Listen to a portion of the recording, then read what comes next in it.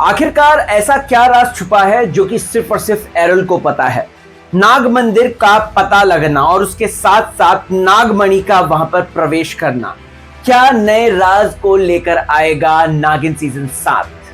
अगर बात की जाए राधिका की, तो ऐसी क्या मजबूरी रही है राधिका की कि उसने आर्यमन से ना शादी कर शादी कर ली नन अदर देन अपने उस हस्बैंड से जिसको वो हस्बैंड भी नहीं मानती है, या फिर वो सिर्फ एक कॉन्ट्रैक्ट है।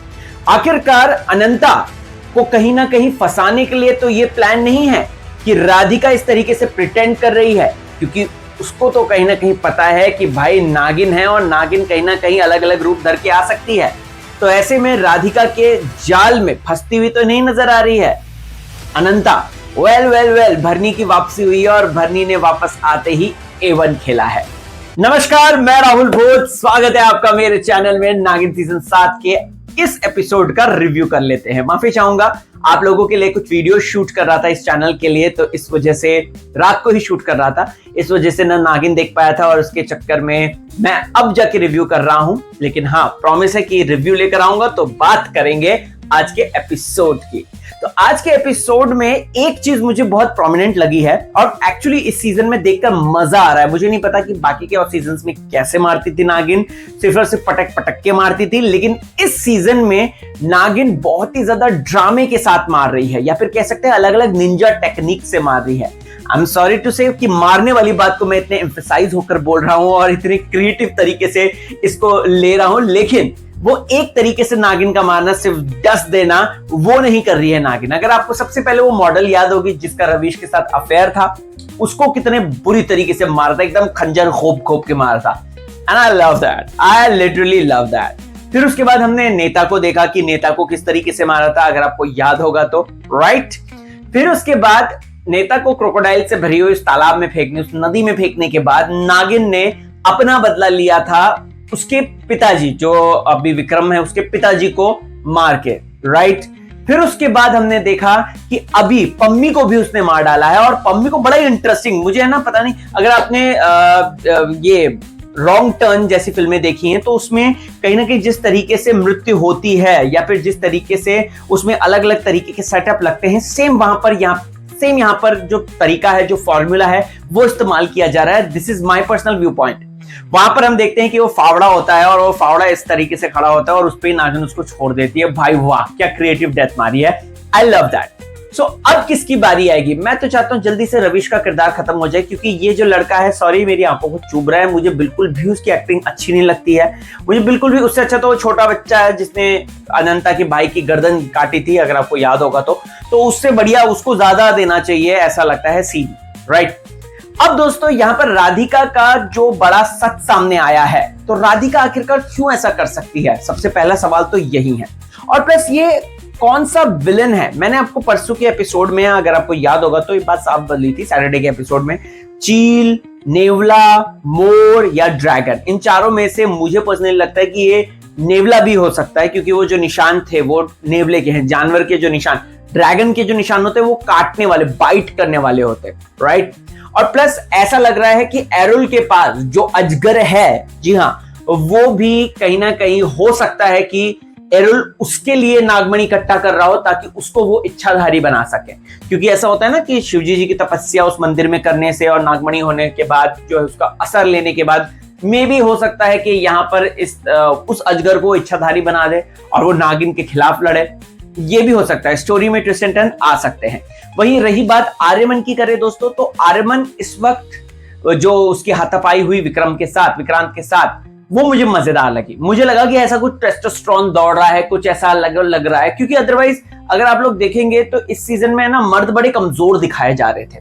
ठीक है, नागिन आती है, डसती है, ठीक है, नागिन एक सुपरनैचुरल कैरेक्टर है, नागिन के पास महाशक्तियां हैं, बट कहीं ना कहीं अगर बात की जाए तो मर्द भी थोड़े स्ट्रांग लगने चाहिए, ऐसा लगना चाहिए कि हाँ ये कुछ कर रहे हैं। तो जो आर्यमन और उसके बीच की जो लड़ाई हुई, हाथापाई हुई, उसको देखने में मजा आया।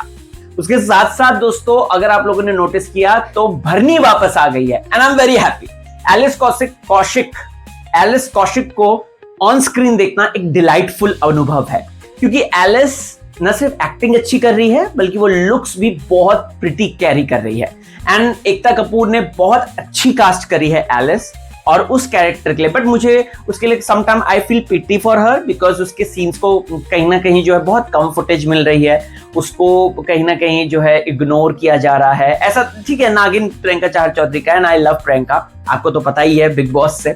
तो यहाँ पर सिर्फ और सिर्फ एक है कि एलिस को भी थोड़ा सा ऐसा अच्छा देना चाहिए ट्विस्ट एंड टर्न। वो मुझे सीन बहुत अच्छी लगी इन दोनों की बॉन्डिंग, जब वो अनंता के पिताजी का वो रूप बदल कर आ जाती है और उसके बाद जाके वो नागमणि उनको हैंड ओवर करती है, वो बहुत इंटरेस्टिंग था। I love that scene. अब दोस्तों मुझे पता नहीं क्यों मैं थोड़ा सा स्टोरी स्पॉइलर निकल रहा है दिल में, कुछ ईस्टर एग्स है वो मैं आपके साथ शेयर करना चाहता हूं।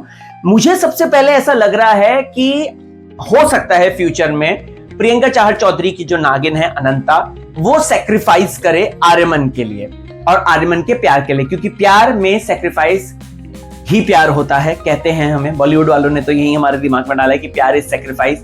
तो हो सकता है, और हमने भी एक्सपीरियंस भी किया है, ऐसी बात नहीं है कि बॉलीवुड वालों ने ही डाला है, हमने भी एक्सपीरियंस किया है कि प्यार इज अ सेक्रीफाइस। तो हो सकता है कि ये जो नागिन है ये सेक्रीफाइस कर दे और राधिका और आर्यमन की जोड़ी बन जाए, राइट।